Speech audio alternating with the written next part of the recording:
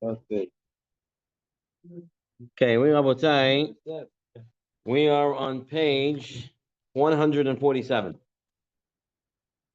Page 147 in the Lax Family Edition, Tzurba Mirabonon, the young Torah scholars that we are. The Mervis Family Volume 21 in Hilchot Shabbat. And the last time we learned, so the week before last, we started the Malacha of Taifer. Taifer, which was sewing, which was attaching two separate pieces together. Today we're going to learn the flip side of the Malacha. The flip side of the Malacha of Taifer is the Malacha of Kareya, of ripping. So sewing is attaching, and ripping will be unattaching two sides. So just for the sake of Chazorah, if you want to turn with me to page 160, just to understand the Malacha of Taifer, at least in a nutshell, what we saw last time. Page 160, we have a quick Chazorah of the Malacha of Taifer. So we saw that the Mishnah said you have to have two stitches. Okay, two stitches means one stitch in and out, and it has to hold. Okay, it has to hold. And then you will over the Malacha, the of Malacha of Taifer. What's the difference between Tofer and between tying, kosher, to tie something? What's the difference? When it comes to tying, it's making a knot, using rope to make a knot.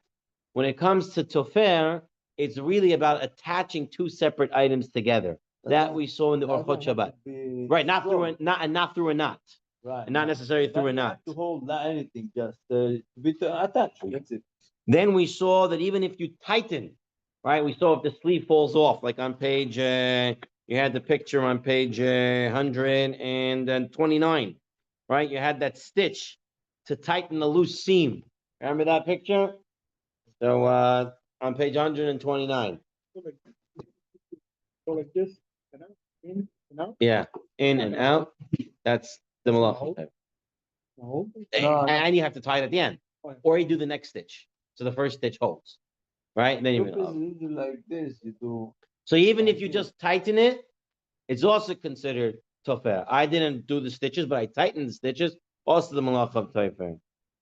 Therefore, if someone's button becomes loose on Shabbat, right? We told you you cannot take the string and turn it around to tighten it. It's going to be the malacha of tofer. However, if the baggage was made in such a way that you need to tighten it and loosen it to use it, for example, a hood or the sweatpants with the the thing in the front, that's not going to be considered tofer because that's the way of its use. But it's only on clothes, right? Anything that's a baggage or a material. Material, yeah, because Yeah. sometimes people used to use it like the meat. We used to the meat. to stitch it, do stitches to hold it like roll and the stitches. Okay, and then what do you do with the meat? No, you cook it and then you eat it. Inside. Okay, on sure you can open it. Yeah. No, but you. It's tofer also. You, Why not? you sweet it up. You do it the. Oh, you're saying you're sewing it on Shabbat? Shabbat. Oh no, I don't know about that. The chicken, the turkey, Right? No, I don't know about that. The intention. Yeah, no, that's it's a good question. Is it temporary? Is it permanent? All right. Right now we're talking about begadim. No, it's not. It's not temporary. It's permanent. It's permanent. No, so that definitely be a problem. You do it to put the meat in there. Right. Let's just try to review. Let's not add on. Let's try to review. So using safety pins. So we talked about using safety pins. We had a carbon tunnel that wasn't so happy with it. Mishnah Berurah said it's asur. However, we saw the Chazon Ish, Meshach Chatai, or Yalkut Yosef, or Moshe Feinstein that using safety pins is not considered tofer. You can attach two pieces of the clothing. The way of tefillah. It's not tofer. Yeah. It's not tefillah. It's not a way of tefillah. Now the question was, what about temporary sewing? What about temporary sewing? Okay, so the question was, the guy's his shirt came back from the laundry, and they used to tie the neck. They used to sew it. Can you open it on Shabbat? So the Gemara says if it was tied, you can open it, untie it, and if it's sewed, you can't rip it. Okay, so you cannot rip it. Okay, so what's the difference between untying a tie and unsewing a sew? So the Riva wanted to understand it that when it comes to tying, the malacha of tying doesn't apply if it's a temporary knot. If it's a temporary knot, it's not considered kosher, it's not considered tying, therefore you can untie it. The question was, what about tofer? If I do a temporary sew, a stitch, if I do a temporary stitch, is that considered stitching? Is that considered, if it is, then I can undo it. If it's not considered stitching, then I can undo it. From the Gemara and the way the Riva was explaining it, it seems that you cannot. There's no such thing as temporary stitch. A temporary stitch is a permanent stitch, and that's the way the Shulchan Aruch goes as well. But there's another opinion, Rabbeinu Yoel, and the Rashbam, who say, no, there is a difference between a permanent stitch and a temporary stitch. And a temporary stitch is not considered stitching, it's not considered tofer, and therefore you're allowed to take it apart on Shabbat. If you're allowed to take it apart, you're also allowed to maybe to do it. Okay. So that's a good question. So number one, the Shulchan Aruch and the Hilchot of Tefillah says, like the first opinion, like the Riva, that there's no such thing as a temporary stitch, it's always permanent. And the Ramah doesn't argue. However, there's another Ramah in another place in Shulchan Aruch where he writes, you're allowed to, one is allowed to open up a stitch, a temporary stitch on Shabbat, but not in front of Amei Aretz, not in front of unlearned people. So the question is, why does the Ramah comment in one place and not in the other place? Okay. So what did we answer? We had three answers. The Hilali David said, there's a difference. The Ramah, for some reason, holds temporary sewing, that's not allowed.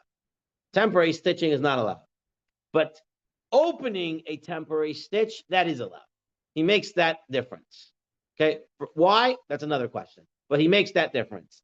The Shminat Shabbat Kilchata holds no. The Ramah holds temporary is not considered stitching. You're allowed a temporary stitch, and you're allowed to open up a temporary stitch. That's Shminat Shabbat Kilchata. The Chazon Ish says the opposite way around. Chazon Ish says, you saw the Ramah didn't say anything in Halacha Tefirah. That's because the Ramah holds the Shulchan Aruch and holds there is no such thing as temporary stitch. Every temporary stitch is considered permanent, and you're not allowed to do it, and you're not allowed to undo it. So you have the three opinions in the Ramah of what the Ramah held. Did he hold temporary stitching is asur, but opening up a temporary stitch is mutar? No, temporary stitching and opening up a temporary stitch is all mutar. Or the Chazon Ish, everything is asur. You're not allowed to do any temporary. Okay? The Shulchan Aruch is pashut that you're not allowed to do temporary stitch. You're not allowed to open up a temporary stitch. Then this came into play when we had the diapers, right? We had the diapers, and you had to take it and open it, and we wanted to say the temporary, but then we wanted to say Shulchan Aruch says nothing about temporary. So Chamavadi writes in Yechavedat, he says for this case you can rely on the Ramah. And you can rely on the Ramah that a temporary stitch you can open up. Is it today's Velcro? Yeah, today's Velcro, but gluing is also considered tefillah. Is also considered tofer. And now you take a look at the source, page 161 in the Chazara, on the bottom over there, gluing and taping. The Rambam, the Shulchan Aruch, one who glues paper or hides together, is liable for the tolda of tofer. So gluing and taping is considered is considered a tolda of tofer. Now there was issues about the diaper. The man said, we said today diapers are Velcro, right? Yosef Adal, today's Velcro, you know about the diapers, all Velcro. The old one used to be taped. Yeah, so then that would be problematic. But then we said there are many ways to be matter it in the Chavedat, even we don't, not temporary. We, in the end of the day, we matter putting on a diaper. But the only thing we say is that at the end, when you're taking it off the baby, don't close it up again. Because usually when you have a dirty diaper, you want to just close the diaper onto itself and throw it out. So we say that last stage of redoing it at the end, don't do it. You had to do it on the baby, fine. we give you excuses out. But when it comes to throwing it in the diaper and in the garbage, that's maybe it's permanent and maybe it's really tofer, and we saw that. So that's what the Chamavadi wanted you to do, was not to close up the diaper after its usage. Okay, other applications, and then we'll go into our malacha for today. Number one, you're not allowed to take page 162. We're in the other practical applications. Shemat Shabbat Kilchata. One may not tape together a torn page. Bullshit. Taping, gluing is a malacha of taifer. You cannot, something ripped, you cannot tape it up. Staples. Can I staple papers? We said no. That's also topher. Can I use paper clip on papers? Yes. Yes. I didn't do anything. Right? I didn't do anything. I'm just putting a paper clip. It's not holding anything strong. It's no stitch there. Velcro. We saw that the majority of poskim saying Velcro can be used. It's derech tashmisha. That's the way it's supposed to be used. Open and close, opening and close. It's not considered stitching. Richard is the. What is that? Zipper. Right. Zipper. Right. Not only a hoodie. Any. Right. Any Right. But also about the hoodie, about the strings to hold and open the hoodie. The Chamaji said also it's derech tashmisha. That's the way of usage. Same thing with zipper. It's meant to open and close. Although we saw there were poskim that said if you're putting in the lining, some of the old coats had the lining on the inside that you're able to put an extra something to keep you warm, and it was zippers. They didn't want you to zip it up on Shabbat because it would be permanent. Maybe it is topher. So we hold zippers as not considered topher. Velcro was not a problem. There were some poskim who said magnets should be problematic because of topher.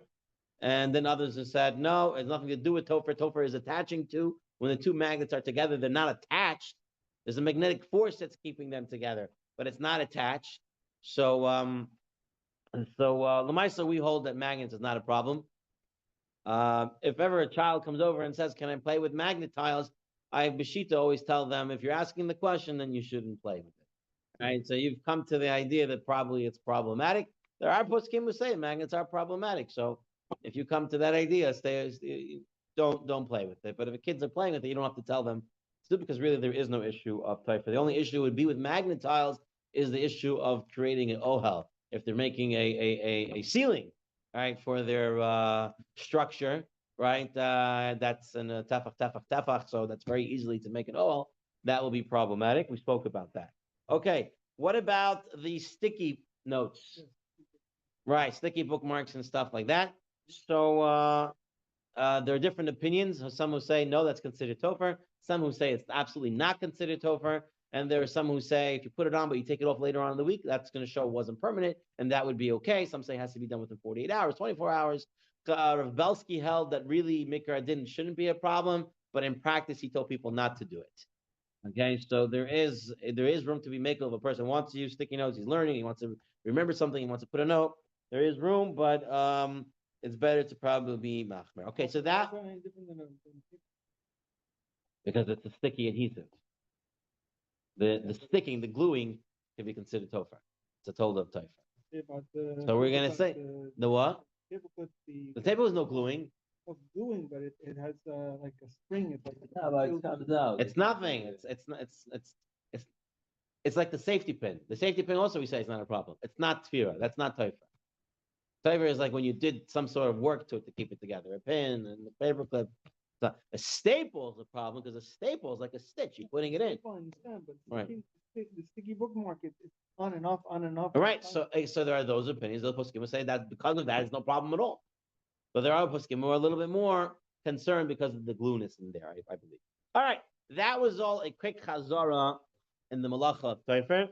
And now the flip malacha of Korea of ripping. Some regular stickers, like kid stickers to put on paper. It's not very easy. No, the regular stickers like the good job and this, you put it, stars, you put the stars. It doesn't hold very hard. No, those hold that. Those Really? can stay on the paper. But when the kids, when you put in Shabbat, those stickers you mentioned, it's a problem. I mean, sometimes people give to the kids a sticker. So there's no topher on the body. Okay, so if you put the sticker on their forehead, no problem. The problem will be when you're putting the sticker onto the paper. Then that could be a problem. Okay, so don't put stickers onto the paper. but especially those that you're saying that are strong. There are some that are very strong, and some very cheap. All right, so some of like some of them they won't last anywhere. So that would be like your sticky notes. They come on and off. But there are some stickers that are terrible. And anyone who cleans a house ever, you find stickers on the floor and it's like on there, on this side, you can't get it out. You're like, what happened over here? So those would be problematic. But again, there's no topher on the body, so if you want, you can take that star sticker, good job, and put it on their forehead or on their skin or something One like more that. thing, stick on apple. Is that one? The sticker on the apple. To take it off, Yeah. you're peeling it, or you're eating it with the peel, and you want to take off the. You want to actually peel off this, you don't want to cut, you could cut off a little piece. Okay, So let's so say you're really dealing with our malacha that we're about to learn right now. Korea, which is the opposite of sewing. Can I take it off? Okay, so let's take a look. I don't know if we're going to answer your shayla, but let's get some of the sodas involved over here. Okay, the malacha of Korea, which is tearing, ripping, is essentially defined as the reverse malacha of sewing. Sewing consists of joining two units together. The Mishnah describes the malacha as tearing specifically in order to sew two stitches. Okay? The Gemara said, the Masechah Shabbos, look in the source. If you rip in order to stitch, and that was the malacha in the Mishkan. Remember, all the 39 malachas were malachas in the Mishkan. So the question is, Kriya b'Mishkan, but where was it in the Mishkan? You had ripping. Where did you have ripping? So Rabbi Zera, Damri Tarvayu, you did have. The Uriah Shenafal ba Darna, Korin ba b'Toferin ota. There were some of the curtains in the Mishkan, they might have gotten a worm come and eat through the curtain. Yeah. And now, when you have to patch up the curtain, you have to fix it. Right. You have to cut it nicely in order to stitch it better nicely so you don't see the stitch. Right. Okay. Says Rashi, a worm which would puncture a small round hole in the curtain, they would need to tear it further, right? Below and above, so the sewing would not be creased. So you wouldn't see it's there, and you would be able to sew it up better. So that's where the malacha of ripping was in the Mishkan. Now, there are some Mefarshim who ask a question on this and say, really, in the holiest of places where we have, right, like there was no birds and there was no this and everything was, could it really be that curtains in the Mishkan were getting infested by worms and they were eating through them, that you had to rip them and stitch them up?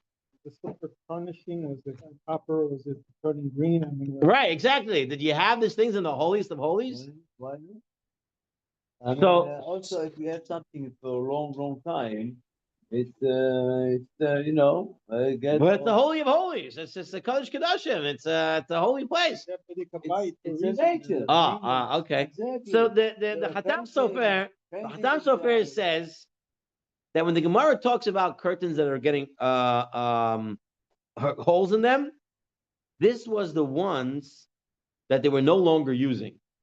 So they would switch out curtains. And when the curtains got old, they would switch it out and they would put it into storage. And while they were in storage, that's where the insects came and created holes in them. It was disrespectful to use them with holes in them or to leave them with holes in them. So therefore, they would repair them. So the Hatam Sofer says while they were hanging, no worms got through them. It was while they were in storage that worms would have gotten to them. This, you are allowed to, even in the Mishkan, to take something from storage and mechalel Shabbat for it. No, we're saying this is stuff that you couldn't do. The malachas that were in the Mishkan that you can do on Shabbat. Now, the Beit Ephraim says a different explanation. He says really the curtains of the Mishkan never had holes in them. So how is the Gemara telling us about this malacha? He says potential malacha. He says, like as I read his lashon over here, the Gemara is coming to tell us that even though specific malacha never occurred in the Mishkan, it's still considered part of the malachot since it was necessary for the potential upkeep of the Mishkan. So you ever heard this? The 39 malachot includes, according to the Beit Ephraim, potential malachot that could have been needed in the Mishkan. So he says, this malacha of Korea, of ripping, never happened, but it was bedek habayis. Okay, if it happened, this is what the manual says to do. So it became a malacha. And he brings other proofs of this as well, about the chilazine and the dyes and the colors and all these other things. He says that maybe they already all had it and they didn't need to do it, and yet it's malacha because it was a potential malacha.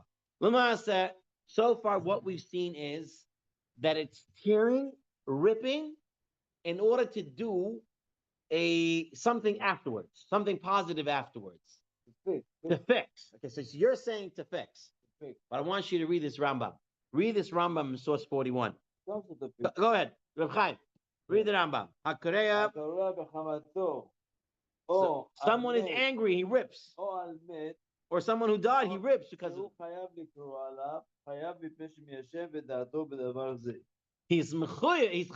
a chatat. Why? Because he gets calmed down. He calms down. And it continues on page 148.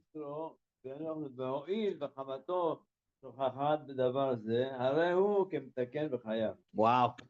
Says the Rambam, as long as you get some sort of positive afterwards, something that helps you afterwards, that's enough.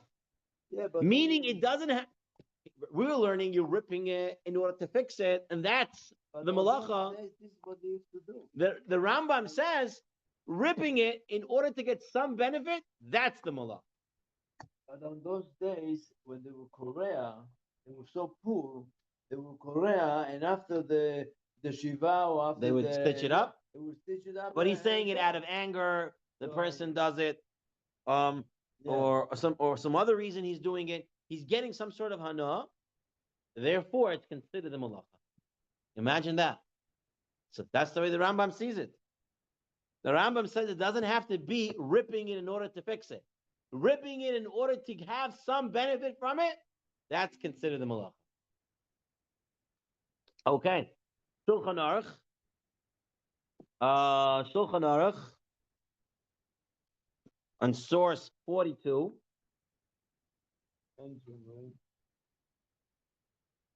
I tried to read you the laws of Shabbat. He writes the lashon as follows: tearing for any useful purpose is also included in the biblical prohibition of ripping. He asked yesterday to open. Well, that's a different story. You tear it, then the That's removing. That's removing. No. That's removing. I'm not getting a nut to open that. I'm getting a nut by drinking the juice afterwards. My intention is not that here. The guy by ripping it itself, that is his tikkun. That is what he's trying to get. Afterwards, when he's come down, he's very angry. But at that moment, that's his thing. He's very angry and very sad because now he's losing money. He tear his shirt, he tear his other thing, whatever, just because he was angry. Let's look at Shulchan Aruch, source 42.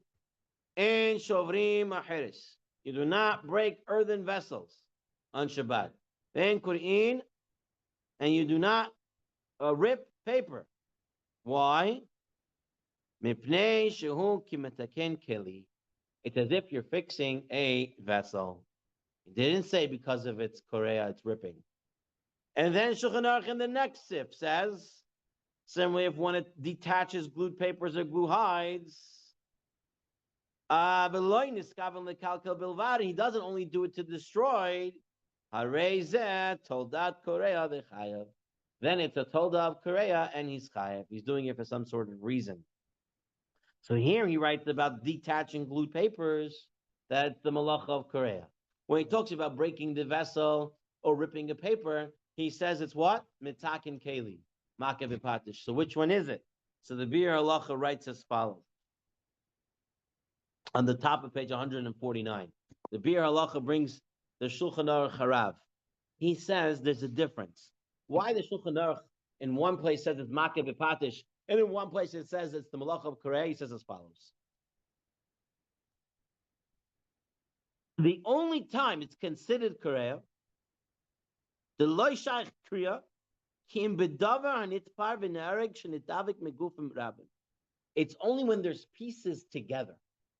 When there's different pieces together, and then you rip it to the Shulchan Aruch Harav, now you have the Malacha of Korea. But if everything is one piece, if it's all one piece, then it's not the Malacha of ripping. Then it could be the Malacha of Makav Epatish. That's what the Shulchan Aruch Harav writes, and the Bir Halacha brings it. It does not apply to something that has one unit, right? Or something like leather or paper. But he says, but the Yerushalmi doesn't seem to be so. And the Bir Halacha wants to give a different distinction. The Bir Halacha says, you know what distinction is? It's the loy shaykh shem korea al menat litaken ki im shekorea ez a davar beemtza hu tzarich letikun shnehem. By ripping it, both sides get a constructive purpose. Then it's considered the malacha of korea. But if I rip it and only one side is constructed and the other side is not, says the Bir Halacha, perhaps that's not the malacha of korea. And he writes, he says, I would suggest, but I'm hesitant to suggest such a novel idea. As they would tear and sew a curtain, right? The tearing was performed to benefit the entire curtain, not just one side, says the Bir Halacha. So you have two distinctions. Some want to say that when the split is from one item, it's one piece. It's not a million pieces together. It's not the Malach of Korea. You only can have a different issue of Makeh B'Patra or something else. But when it's different items and then you're ripping it, that's the Malach of Korea. Or others want to say it's only Malach of Korea. That's Bir Halacha. It's only Malach of Korea when? So Malach of ripping when? When it's ripped for both sides for a constructive purpose. And if it's not on one side for a constructive purpose, then it's not going to be the Malacha of ripping. Take a look in the Orchot Shabbat in the source 45. And he writes, according to this logic, if one tears a piece of toilet paper, this is not the Av Malacha. All right? It's not the Malacha of the Raita. But anybody is a Torah. Since he improves only the piece he tears away. At least if he tears it in a place other than on the perforation. Right? We talked about that. But he's saying, what did I do? I took the paper off the toilet roll, right? Only the side that I have got better because I'm able to use it. The side that's still on the roll, nothing changed. It didn't get any better. So maybe it's okay. According to the Bir Halacha, both sides have to benefit.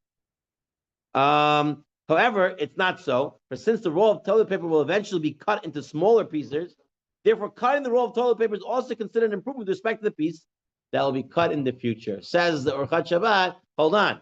You're right. Right now, the roll didn't get any benefit. It's not gaining anything by me cutting one piece off. But then the next piece is going to be cut. And then the next piece is going to be cut. And each piece was left on from before. So both sides are benefiting from the original cut. So you can't say this, says the Bir Halacha. That says the Orchat Shabbat and the Bir Halacha. He's not liking his distinction. We'll see in a minute. He has a whole shtickle here on toilet paper on page 155. We're going to get there very quick. Let's move. So now we said we have two pieces of something stuck together and taking it apart. Right. You were saying now we have one piece, I have one thing, and I take this one piece and I cut it in two. That's also Torah. How is that Korea? Who's saying? Bir Halacha or the Orchat Shabbat? You're saying Korea is really whatever was two pieces right connected to each other. Now right. It's disconnected. That's the Av Malacha. But now, you're saying it's a tolda to so the Rabbanan would be that you can't even rip that. Yeah. Paper. He's talking about the material. Korea and not litfo. Metaken. How are you going to metaken this in Korea? Right. So even if you're not metaken, it's still the Rabbanan. Okay. Still the Rabbanan. Yeah, now he says.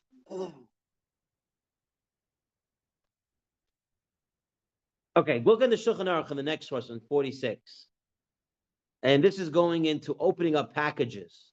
Okay, so opening up a bottle, opening up other things. Can I open it? Am I ripping? What am I doing?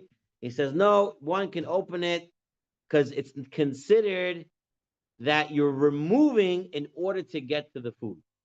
They're different here. Even though you're ripping and you're actually ripping, they have the cake in a box and it has a pie over it. I'm allowed to rip it. I'm allowed to cut it off. Why? Because in the end of the day, I'm not tearing. I'm getting to the food. All right, that's it. Even the letters in the middle, you call it the letters. You're So we're gonna see that for us, Faradim, it's not a problem. Ashkenazim are very more makbid on this. We're not, but that's not today's share. But that will be being. So when we get to Kaitev and Moichek and Shir Hey, we'll see that. But yeah, Mr. Brewer says same thing with opening up the leather from the top of a barrel of wine, and all these things you're allowed to opening because you are not tearing, but rather removing what the barrier between you and the food. Okay. Not the food, right? Anything else like? Anything that you would need, you were saying? Yeah, soap or something, let's say, or bar soap, let's say, you know. Let's read. Let's read what he says here in Shemirat Shemekh source 48.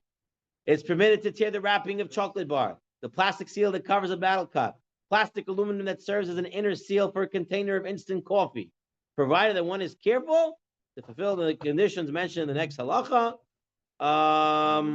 which one should tear in a destructive manner. Okay. And then about the letters and the words, we'll worry about them later. When we not tear letters or pictures, we'll take a look at that later for us. Let me just see what I brought over here really quick.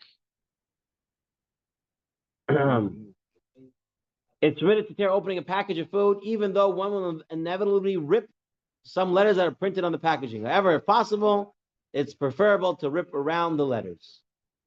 Okay? So that's, you can rip it through. If you can avoid it, the letters, then it's better. Next. What about opening up an envelope? Opening up an envelope on Shabbat. Can I rip open an envelope on Shabbat? No. It's muktzah. It's muktzah. Can I open an envelope on Shabbat?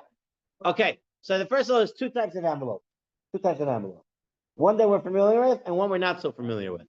In the olden days, the letter itself was folded onto itself and then it was sealed. The letter itself, where the note was the envelope. Yeah. Okay, so it's a little different than ours. Our envelopes are just a paper covering, and then the letter is inside. It's still there. Still you could find this kind of. The letter that folds on and then put the seal. Okay, so the Bir Halacha writes that a Jew who opens a sealed letter is mechuyev chatat because he ripped, he destroyed for the sake of improving. He opened the seal and it got improved, but he's able now to read the letter. So he says chayav chatat if he opened up a sealed letter. Where am I? But on page 152 says the Bir Halacha, but where the letter is sealed within another paper, as is common with our envelopes, one who tears the paper, the outside paper, is considered performing just a destructive action. Upater, and he's pater. Pater avol aser. You still shouldn't do it, but he's not pater. He's pater from the carbon, so it's not the same chayav chatat. If you open up a letter that's folded onto itself and it's sealed, then you're opening it and improving it, and then you're chayav chatat. But if you opened up an envelope, you're only a destructive man. It's only the Rabbanan. Okay. Says the Chazon Ish. Chazon Ish says even further. Tearing an envelope, if one does not care where the envelope is ruined, it's like tearing the leather on top of a barrel and is not considered tearing. Says the Chazon Ish, opening an envelope is not a problem at all. I'm just removing it. That's what the Chazon Ish says. It is not considered malacha of saiter since opening causes open an improvement. Everyone should forbid it, since sometimes he's happy to use a wrapper. If his intent was truly to preserve it, then perhaps it's a biblical prohibition. The Chazon Ish starts off by saying it's not a problem, and then he says, well, it depends on your intention. What do you want to do with the wrapper? It might even become a d'oraita. Here he writes. Here he writes outside. One should not open a letter on Shabbat if it's sealed in an envelope. However, he lets you ask a guy to open it. He lets you ask a guy to open it. This is in the laws of Shabbat. That was in the olden days, when my parents went to Israel, so they bring the family from Russia, they send the letter with one picture. So, oh, came another letter from Russia. Let's open it up. Today, Email. I want to read to you what the Akut Yosef writes. Technically, Mikar Hadin, it's permissible for a Jew to open an envelope sealed with glue or mud if the letter has been delivered by a guy on Shabbat or Yom Tov. Mikar Hadin, you're allowed to open up envelopes on Shabbat. You only get bills. Yeah, you get bills. If possible, however, he writes, if possible, then V'mefshar yaseh ken al yidei amir l'goy. Better to say to a guy to do it than to do it yourself. But me'ikar hadin, opening an envelope like this Chazon Ish is not considered kareya at all. Okay. That's a different story. That's the package is outside. That's a different story. Bringing it in, that's a different. We're talking about opening an envelope. Not talking about bringing it in. It's a different story. It's a different story. We'll get there. If you have to bring in a package, if you have to bring in a package, the mail, leave it in the mailbox as long as it's safe.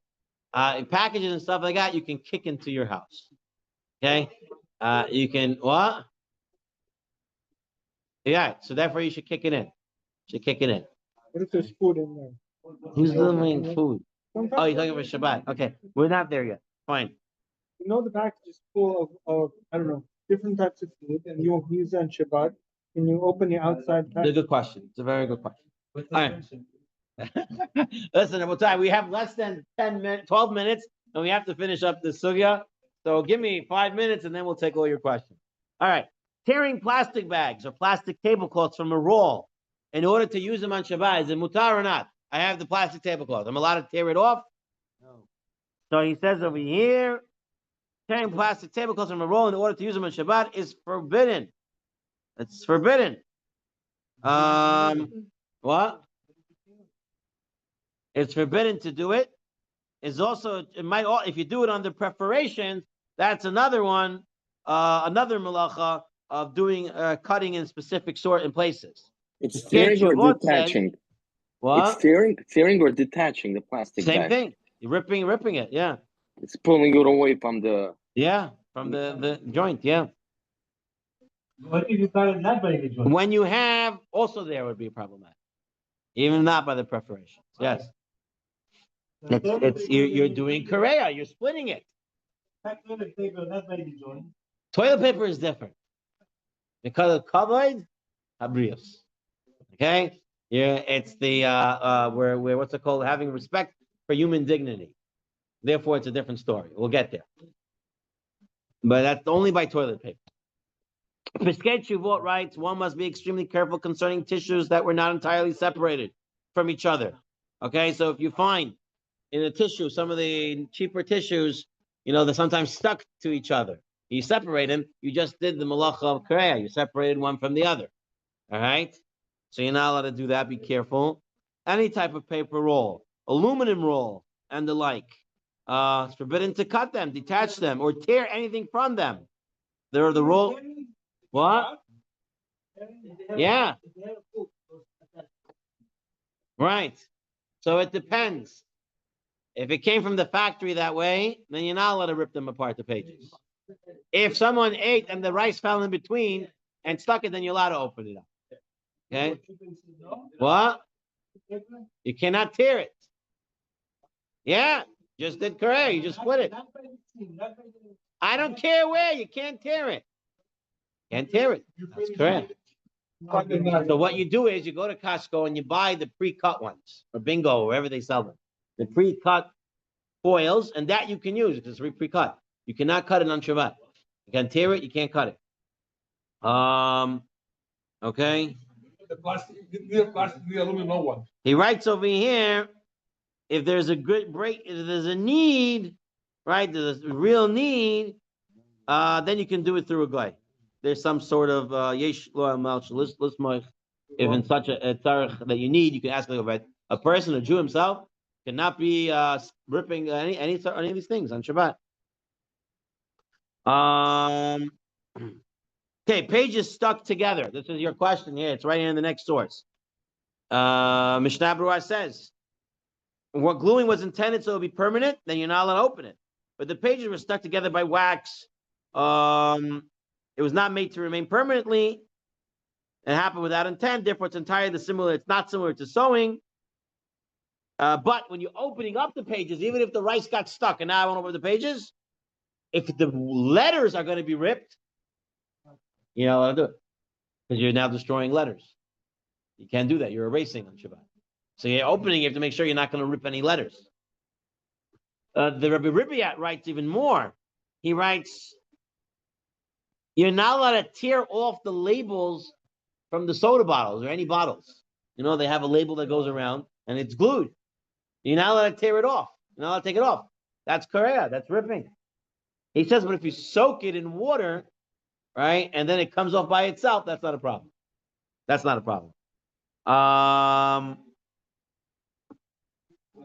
What? And I don't know, he doesn't say. He just says it's no longer considered attached. It's coming off on its own already. You didn't do it. Okay. We talked about this. Okay. The Penina Halacha on one page 154, source 57. Someone buys an item of clothing before Shabbat and it has a tag on it. It has a tag on it. Right. He may cut the plastic thread connecting it to the garment on Shabbat. The tags are only loosely attached to the clothing and thus cannot considered sewn to it. Not part of the clothing. He wants to say the Penina Halacha. Therefore, you're allowed to take it apart. We saw other reasons to be makel as well. It's only temporary and the like that. Right. So we asked that question, right? Okay. Here's everybody's question, and we'll end off with this. Tearing toilet paper. The guy either forgot to bring tissue boxes or he went to someone's house and they didn't have Shabbos toilet paper. And now he's there and all he has a roll. Sometimes it ends up, you end up somewhere, what are you going to do? So can I rip or not? And we saw, they all said ripping paper, you're not allowed to rip. So what would be the din? I will tell you. So take a look at the box and the top over there on page 155, second paragraph. We saw earlier that tearing a closed neck opening of a garment for the first time is forbidden.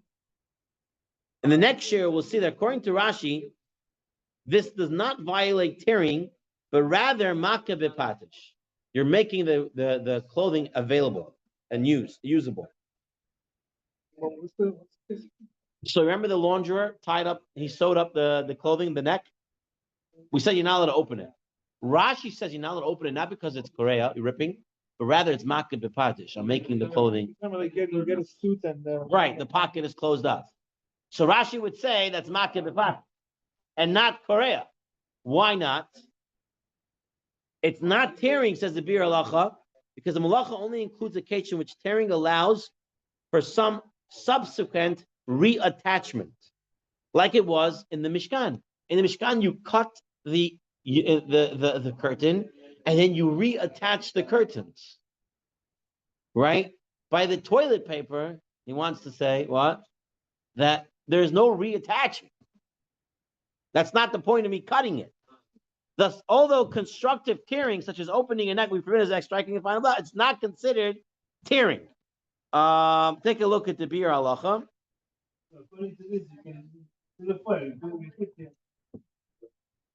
According to that, but here you're going to have another reason. Hold on. The category of tearing applies only when one causes destructive results at the time of action, but one intends for some useful purpose. This excludes opening a neck on Shabbat as one transforms it into a vessel through the act of opening itself. right? When I open it, that's it. That's where I got to where I want to get. Tearing in the Mishkan was I tear it in order to do something afterwards. Just to tear is not considered the malacha of ripping. Okay, so the according to the Bir Halacha, the bottom box, Rashi defines Korea only as tearing which facilitates a later constructive benefit, but not for tearing, which itself generates the benefit. Accordingly, it could be argued that Rashi would hold that tearing toilet paper is not considered Korea, since the tearing alone is a constructive act, which makes the paper immediately useful. And that would be your svara for aluminum foil as well. Nevertheless, we have already seen the Rambam and the Shulchan Aruch that they rule that such tearing is considered the malacha of Korea. The Rambam said the guy cut it because he was angry. That's Korea. Nothing to do with putting it back together. And that's the way Shulchan Aruch paskins. However, tearing with a shinui violates only a rabbinical prohibition. So if I do it with the shinui, you said elbows, someone said teeth, someone said his nose, whatever the guy does, he's doing it with the shinui. Maybe that's only a rabbinic issue. And due to the principle of kavod habriut, which is human dignity, we're going to allow it. Take a look at the Orchot Shabbat. It's forbidden to tear toilet paper on Shabbat, whether on the preparation or elsewhere. If you're in a place where there's none, it's permitted to tear it in an unusual manner because of kavod habriut, because of human dignity. We're only allowing it with the shinui because of human dignity. So aluminum foil will not fall into that heter for human dignity. Okay? The Yalkut Yosef writes that according to the letter of the law, it's permitted to cut toilet paper on Shabbat even without employing a shinui, when one does not have any cut toilet paper. It says the Yalkut Yosef, you find yourself in a place with no cut toilet paper, and only have the roll, you don't have to do it with the shinui technically. Better to do it with the shinui, but you don't have to. Why not? Why is he holding is no problem? Why? So take a look in source 61 in the Ha'ara over there. He writes, let's go back to the Shulchan Aruch Harav. He writes that the biblical prohibition, the Av Melacha, right, the Isser HaTorah applies only to a garment that is formed from many different components, which is not true about paper, which is one unit. So severing it does not constitute tearing. Going back to the Shulchan Aruch Harav, who said when it's one piece, it's not considered tearing. It's only considered tearing when it's two separate pieces. All right?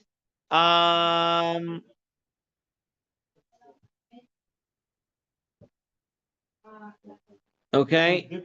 According to this, one may say in the case of kavod habriut, it's substantial enough, and therefore he wouldn't have to cut it in a shinoi. He can do it. He can rely on the Shulchan Aruch Harav for this kavod habriut situation.